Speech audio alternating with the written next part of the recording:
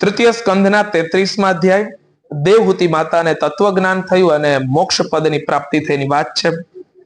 મૈત્રેયજી કહે છે, હે વિદુરજી, શ્રી કપિલ ભગવાનના આ વચનો સાંભળીને કરદમજીના પ્રિય પત્ની માતા દેવહૂતિના મોહનો પડદો ચિરાઈ ગયો અને તેઓ તત્વ પ્રતિપાદક સાંખ્ય શાસ્ત્રના જ્ઞાનની આધારભૂમિ એવા ભગવાન શ્રી કપિલને પ્રણામ કરીને તેની સ્તુતિ કરવા લાગ્યા.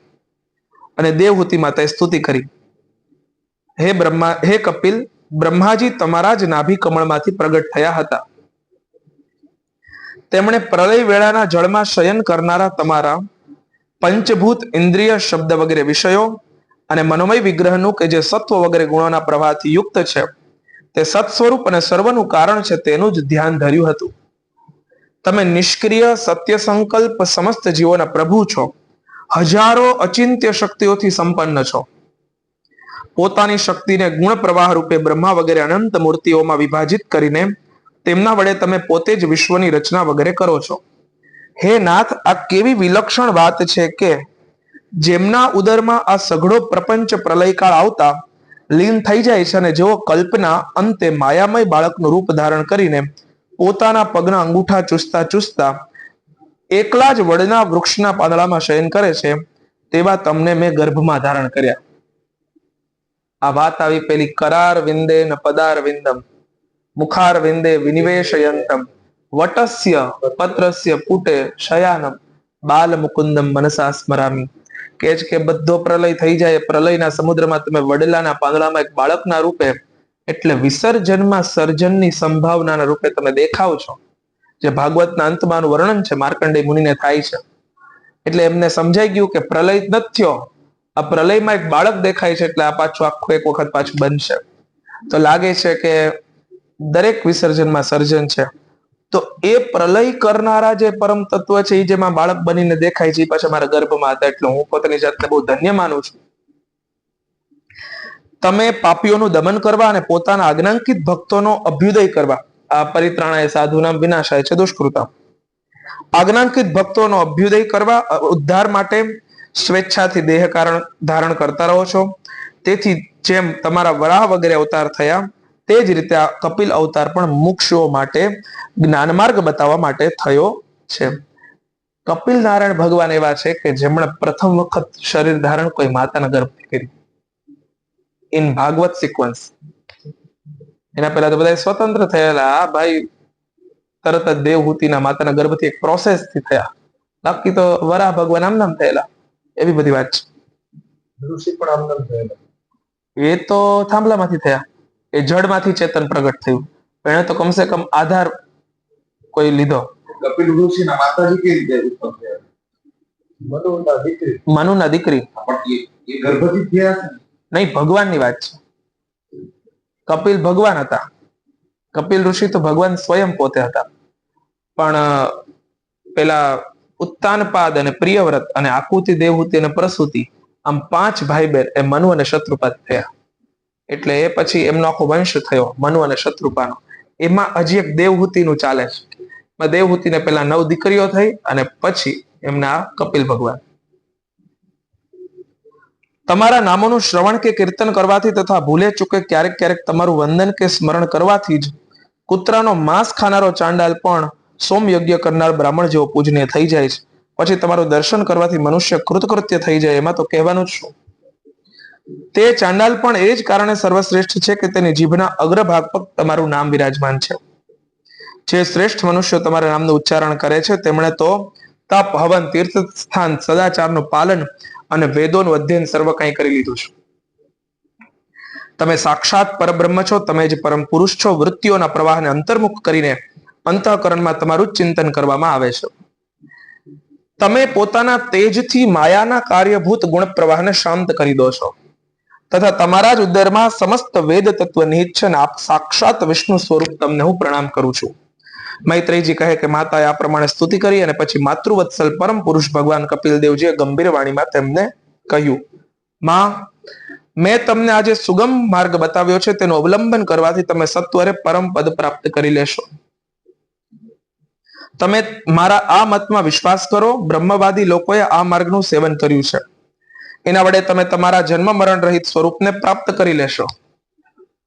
જે લોકો મારા આ મતને જાણતા નથી તેઓ જન્મ મૃત્યુના ચક્રાવામાં પડે છે. મૈત્રેયજી કહે છે કે આ પ્રમાણે પોતાના આત્મજ્ઞાનનો શ્રેષ્ઠ ઉપદેશ કરીને પોતાના બ્રહ્મવાદી માતાની અનુમતિ લઈને શ્રી કપિલદેવ ત્યાંથી સીધાવી ગયા. ભગવાન કેટલી હદે કૃપાળુ છે કે એ પોતે જો પોતાના તત્વને પ્રગટ ન કરે ને તો આપણા જેવા સામાન્ય જીવો માટે એમને સમજવા બહુ અગમ્ય છે. એટલે કોઈ પણ કથાનો તમે મૂળ કોન્સેપ્ટ જોશો તો એ પરમ તત્વ છે ને એ પોતાને પ્રગટ કરવા માટે એને કે પ્રકારે ઉતરે છે. એટલા માટે તમે જુઓ કે વેદવ્યાસજી પણ ભગવાન છે. ભગવાનના જે 24 અવતાર છે એમાં 17મો અવતાર તતઃ સપ્તદશે જાતઃ સત્યવત્યમ પરાશરા ચક્રે વેદેશતરો શાખા દૃષ્ટવા પુંસોલ્પ મેધસઃ. તો 17માં જે 24 અવતારની વાત છે એમાં 17મા અવતારમાં ભગવાન વેદવ્યાસજી પોતે છે. વેદવ્યાસજી પોતે ભગવાન, એને પોતે ભગવત તત્વ સમજાતું નથી, એના માટે થઈને નારદજી એટલે કે પોતે ભગવાનના અવતારના રૂપમાં એ જ નારદજી પોતે પાછા ભગવાનના રૂપે ભગવાનની જે આપેલી ચતુર્વિદ્યા ચતુશ્લોકી ભાગવત ઉપદેશ વેદવ્યાસજીને કરે છે. ભગવાને આપેલી ચતુશ્લોકીનો ઉપદેશ ભગવાનને જ કરે છે અને ભગવાન પોતે ભગવાન માટે ભાગવત બનાવે છે. અને એને પાછું કોણ સાંભળે છે તો કે શુકદેવજી સાંભળે છે. અને શુકદેવજી માટે ભાગવતમાં ભગવાનનો શબ્દનો ઉપયોગ થયો છે. તત્રા ભવત ભગવાન વ્યાસ પુત્ર, એટલે શુકદેવજી પણ પોતે ભગવાન રૂપ જ છે અને એ ભગવાન જ પોતે આ કથા બોલે છે.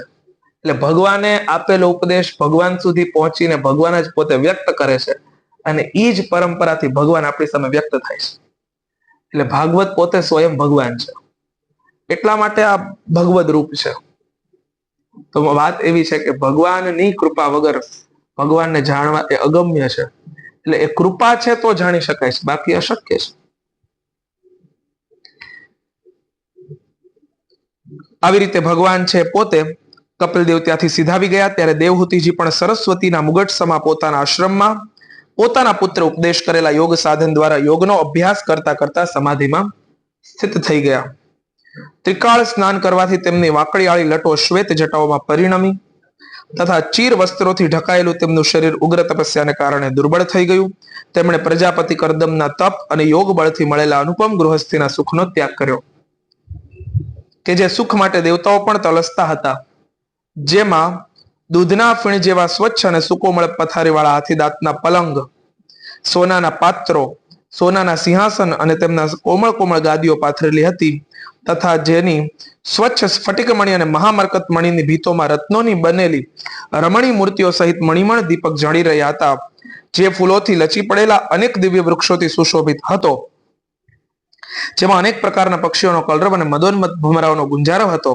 જ્યાંના કમળ ગંધથી સુવાસિત વાવોમાં કરદમજીની સાથે તેમનો પ્રેમ પામીને ક્રીડા માટે પ્રવેશવાથી દેવહૂતિના ગુણગાન ગંધર્વો કરતા રહેતા હતા. અને જેને પામવા માટે ઇન્દ્રાણીઓ પણ લાલસા કરતી તે ગૃહોદ્યાનની પણ મમતા તેમણે ત્યજી દીધી. પરંતુ પુત્ર વિયોગથી વ્યાકુળ થવાને કારણે અવશ્ય તેમનું વદન થોડુંક ઉદાસ થઈ ગયું હતું.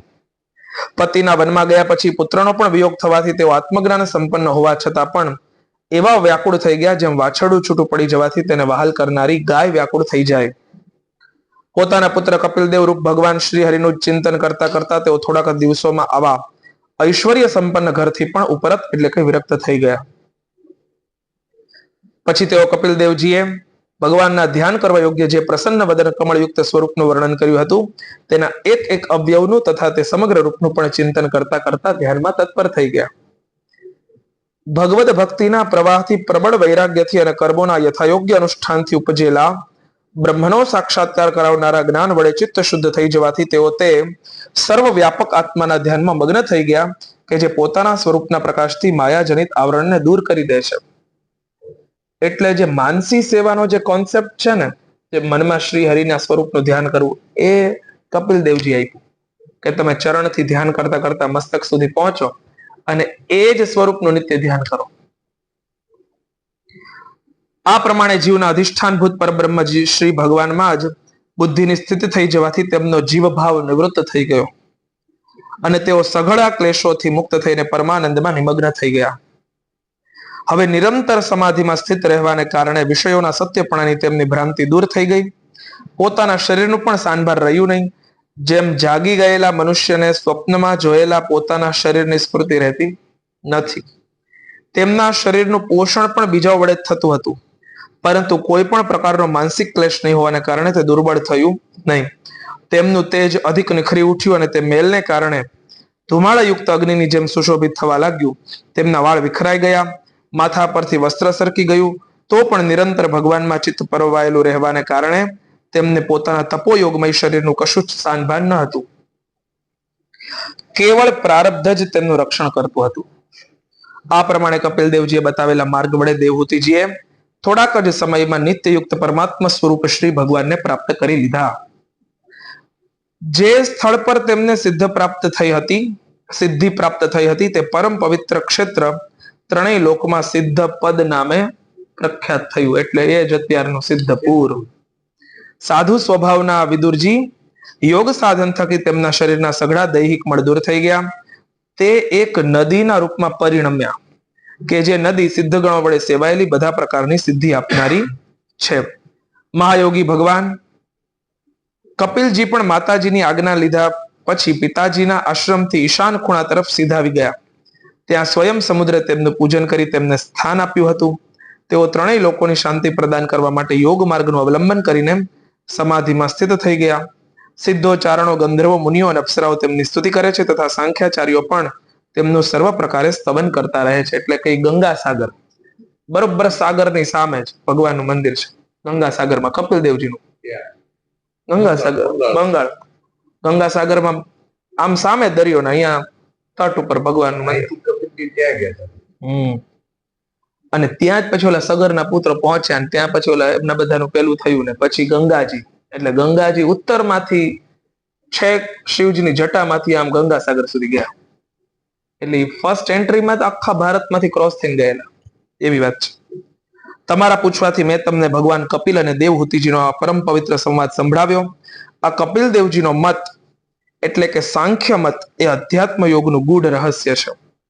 જે મનુષ્ય તેનું શ્રવણ અથવા વર્ણન કરે છે તે ભગવાન ગરુડધ્વજની ભક્તિથી યુક્ત થઈને સત્વરે શ્રી હરિના ચરણારવિંદોને પ્રાપ્ત કરે છે. આમ તૃતીય સ્કંદનો 33મો અધ્યાય સંપન્ન થયો અને તૃતીય સ્કંદ પણ સમાપ્ત થયો. આ સંપન્નતા સાથે હરિઓમ તત્સત. આવતીકાલે ચોથા સ્કંદથી પાછા આગળ ચાલશું.